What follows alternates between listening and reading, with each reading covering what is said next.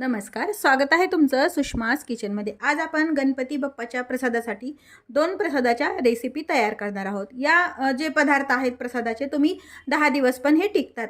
एक आहे ती आहे खिरापत। पारंपरिक पद्धतीने ह्या चालत आलेल्या दोन्हीही रेसिपी आहे। ही आहे खिरापत आणि हे आहे आपलं पंचखाद्य। खापासून सुरू होणारे सर्व पदार्थ यामध्ये वापरले जातात। व्हिडिओ शेवटपर्यंत बघा, तसेच व्हिडिओला लाईक करा, चॅनलला सबस्क्राइब करा आणि बेल नोटिफिकेशन पण ऑलवर प्रेस करा, म्हणजे तुम्हाला माझ्या प्रत्येक नवीन रेसिपीचं नोटिफिकेशन सर्वात आधी येईल।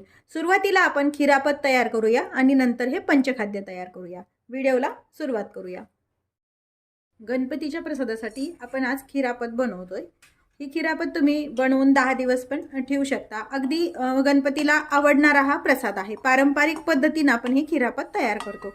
पूर्वीच्या काळामध्ये हा खिरापत हा प्रसाद गणपतीला दाखवला जायचा आणि अजूनही दाखवला जातो। हे थोडंसं 1 वाटीभर मी खोबरं घेतलंय सुकं, ते आपल्याला छान कोरडंच आपल्याला थोडं वेळ भाजून घ्यायचंय।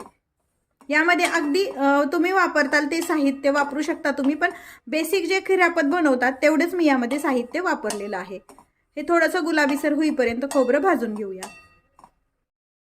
आपलं खोबरं भाजून झालंय। यामध्ये ड्रायफ्रुट्स हे ऑप्शनल आहे, नाही टाकले तरी चालतात। मी यामध्ये मिक्स ड्रायफ्रुट्स टाकून खोबऱ्यासोबतच थोडंसं गरम करून घ्यायचे। गॅस बंद करून घेऊया आणि हे एका ताटामध्ये काढून घेऊया। हा जो आपण भाजून घेतलेला खीस आहे खोबऱ्याचा, थोडासा थंड झाल्यानंतर असा हाताने बारीक करून घ्यायचा। मिक्सरवरती वगैरे नाही काढायचा, बारीक न करता असा ठेवला तरी चालतो। आता यामध्ये आपल्याला पिठी साखर टाकायची, 1-2 चमचे। गरजेनुसार पिठी साखर वापरायची यामध्ये, आणि वेलची पावडर, आणि हे हाताने असं छान मिक्स करून घ्यायचे। ही खिरापत आपली तयार आहे। यामध्ये तुमच्या आवडीने तुम्ही खसखस वगैरे पण वापरू शकता, पण बेसिक साहित्य खोबरं आणि साखर एवढंच आहे खरं तर, पण यामध्ये ड्रायफ्रुट्स हे ऑप्शनल आहे ॲड करणं। खिरापत आपण तयार करून घेतली। आता आपण पंचखाद्य तयार करूया। गणपतीसाठी आपण पंचखाद्य बनवतोय, त्यासाठी मी इथं कढई गरम करायला ठेवली आणि 1 वाटी खोबऱ्याचा खीस यामध्ये आपण भाजून घ्यायचा आहे। हे पंचखाद्य तुम्ही बनवून 10 दिवस पण टिकतं, खराब होत नाही अजिबात। त्यामुळे आपण हे व्यवस्थित असं भाजून घ्यायचंय। पंचखाद्यामध्ये ख पासून सुरू होणारे 5 पदार्थ वापरतात, जसे की खोबरं, खारीक, खडी साखर, खसखस आणि किशमिश। यामध्ये याशिवायही तुम्ही ड्रायफ्रुट्स पण वापरू शकता, पण मेन जे पंचखाद्यामध्ये वापरले जातात हे ते 5 पदार्थ आहेत। पूर्वीपासून पारंपरिक पद्धतीने आपण हे पंचखाद्याची रेसिपी तयार करतो। खोबऱ्याचा खीस थोडासा भाजून झाल्यानंतर इथे मी 4 खारकाचे तुकडे करून घेतलेले आहेत, ते यामध्ये मी टाकून घेतले। तुम्ही खारकाचे तुकडे वापरू शकता किंवा मग खारीक पावडर पण यामध्ये वापरू शकता। 1 चमचाभर खसखस टाकून घ्यायची।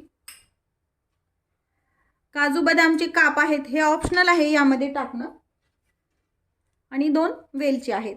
वेलची पावडर किंवा अशी या पद्धतीने पण तुम्ही यामध्ये वेलची टाकू शकता, कारण हे आपण मिक्सरमध्ये काढणार आहोत। थोडंसं अगदी थोडंसं फिरून घ्यायचंय। आता गॅस बंद करून घेऊया आणि हे एका ताटामध्ये काढून घेऊया। आता हे व्यवस्थित थंड झालंय। हे तुम्ही असंच ठेवू शकता, पण मी यामध्ये अख्खी वेलची टाकली, त्यामुळे हे मिक्सरनं मी अर्ध काढून घेणार आहे आणि ही 2 भाजलेल्या वेलची त्यामध्ये टाकणार आहे। तुम्ही वेलची पावडर पण वापरू शकता यामध्ये, मग तुम्ही मिक्सरनं नाही काढलं तरी चालतं। यामध्ये थोडंसं आपण हे शिल्लक ठेवणार आहोत, म्हणजे यामध्ये आपण जे काढतो त्यामध्ये आपल्याला हे मिक्स करायचे। हे मिश्रण यामध्ये टाकून घेतलंय। यामध्ये खडी साखरच वापरा, साधी साखरेपेक्षाही, कारण ख पासून सुरू होणारे खडी साखर हा पदार्थ आहे। आता हे मिक्सरनं अगदी थोडंसं पल्स मोडवरती फिरून घेऊ। ही अख्खी वेलची पण यामध्ये मिक्सरवरती फिरून घेताना टाकून घ्यायची आहे। हे मिक्सरवरती आपण हे थोडंसं असं ठेवलेलं मिक्सरमधलं काढलेलं यामध्ये आपण हे टाकून घ्यायचंय। हे पण असं जाडसरच काढायचं, एकदम बारीक नका काढू। आपण यामध्ये खोबरं, खसखस, खारीक, खडीसाखर हे 4 पदार्थ वापरले, त्यामध्ये आता किशमिश वापरायचे। किशमिश नसेल तर तुम्ही आपलं खजूर पण वापरू शकता, म्हणजे ओली खजूर पण वापरू शकता किंवा मग खवा पण वापरू शकता। हे पण ख पासून चालू होणारे पदार्थ आहेत, पण खवा जर वापरला तर हे जास्त दिवस टिकत नाही, त्यामुळे शक्यतो किशमिश वापरा त्यामध्ये। आता हे यामध्ये टाकून घेतले आणि हे मिक्स करून घ्यायचे। मिक्सरवरून काढल्यानंतरच किशमिश यामध्ये टाकून घ्या। आपलं हे पंचखाद्य छान तयार आहे. आपले दोन्हीही प्रसादाचे जास्त दिवस टिकणारे पदार्थ तयार आहेत, खिरापत आणि पंचखाद्य.